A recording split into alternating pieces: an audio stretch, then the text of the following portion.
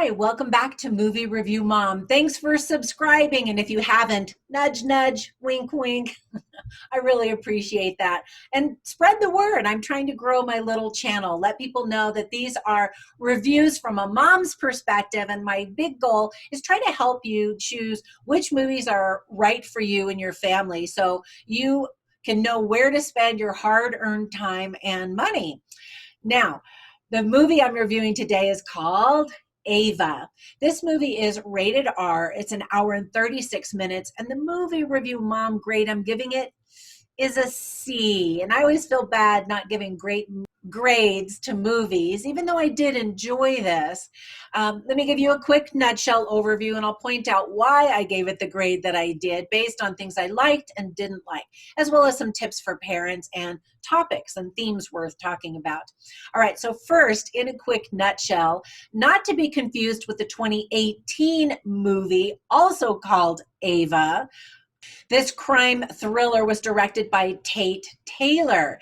The film features the very talented Jessica Chastain. I love her. I'm such a fan. I enjoy all of her performances. And in this movie, she is a deadly assassin who works for a black ops organization, killing people who have done bad things. So there's an interesting take on that alone.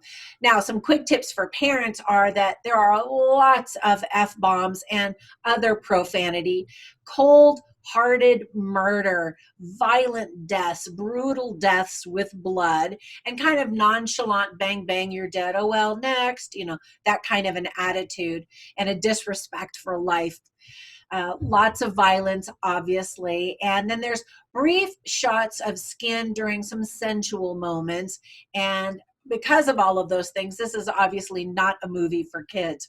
Some themes worth talking about, though, are good versus evil and the blurry lines in between that are presented in this movie. Family, forgiveness, and loyalty. Now, some things that I really liked are, first of all, Jessica Chastain. She is such a force to be reckoned with. And as I mentioned, I'm a fan. She's beautiful and capable of any action scene. And rumor has it that between filming takes, she hosted dance parties and exercise classes for the crew. So she's in great shape. She knows how to move. And I think given the right choreography and fight scenes, she would look really believable. So let me save the rest of that comment for the things that I didn't like, though. During the rolling credits at the very beginning of the movie, you're given lots of visual information about the protagonist of the story. And I think that really helps to quickly understand what she's all about. Another actress in the movie whom I really enjoy is Geena Davis. I hadn't seen her in a really long time, and I've always adored her. She is beautiful and super smart, starring in over 27 movies and being a member of Mensa with an IQ score within the upper 2% of the general population. I remember learning that about her way back when she filmed the movie A League of Our Own. I thought she was so great and so beautiful in that movie. I also always get a kick out of John Malkovich. Others in the talented cast include Colin Farrell, Common, and Joan Chen. There's lots of action. There's not really any humor per se. Some things that I didn't like about the movie are that all of that action that builds momentum comes to a screeching halt when Ava goes back home to try to repair her family relationships.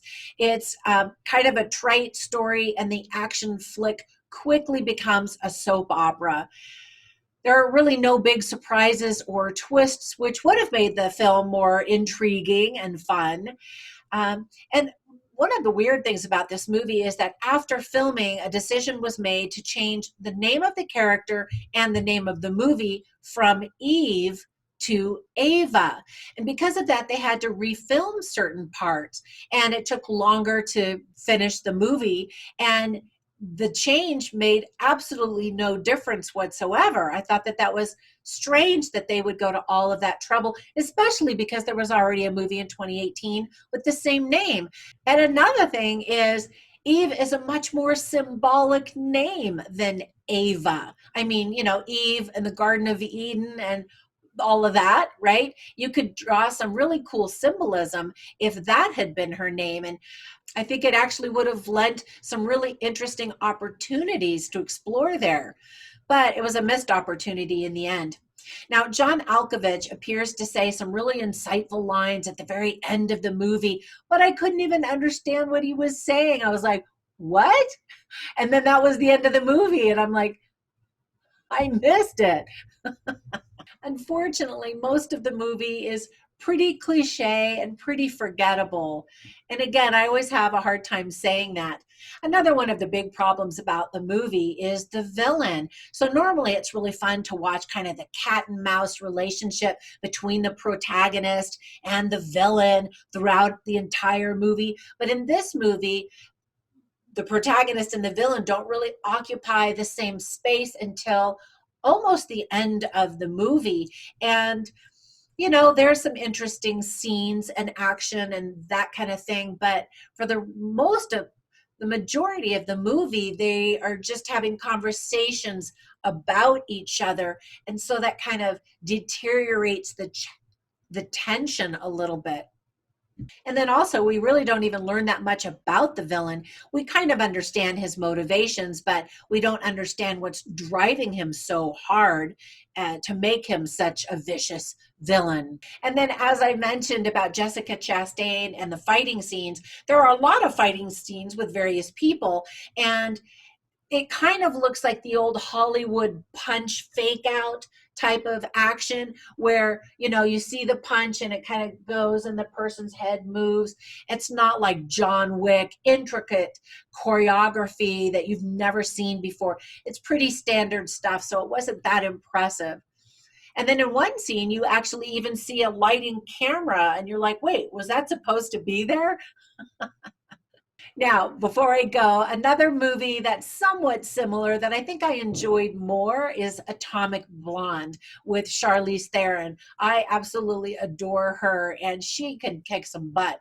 Her movies are hot and steamy. And again, as much as I love Jessica Chastain, she's very beautiful in this movie, but there was I don't know, there was just something missing in this movie.